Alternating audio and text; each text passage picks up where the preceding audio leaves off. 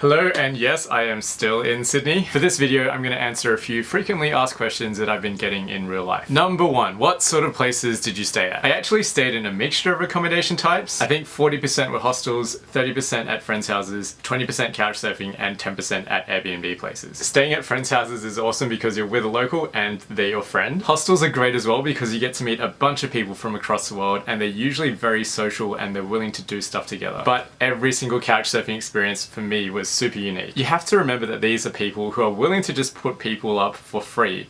So they're usually very welcoming and open people. And they all have interesting stories, so I really enjoyed getting to know every single one of them. Number two, how did you manage to save up to travel for 7 months? There are two ways I sort of answer this question. Firstly, I'd been working for about 5 years full time and I hadn't taken a big holiday in about 3 years, so I did have some money saved up for this trip. And it was something I've been thinking about doing, so yeah, it was in the works. But secondly, I don't think you need a stack of money to go traveling for a long time. I mean, I met a lot of people who are traveling off next to nothing. They're either working along the way or woofing, which is this site where you can stay with someone, you do a bit of work for them and you get free accommodation and food. Or they were staying in one place for a really long time and they were couch surfing maybe, so they weren't paying much for accommodation and for traveling between places. Or they found rides from people to go between places for really cheap. So I definitely think it's a mentality thing. If you want to travel for a long period of time, money won't get in your way. You'll manage to do it somehow. Question 3. What has been your favorite place or the favorite thing you've done? This is like near impossible to answer. I mean, if people are asking me which cities I really enjoyed, I will list off a few. And part of me thinks that the more that I mention these specific cities, it re-emphasizes that these are the cities that I liked and kind of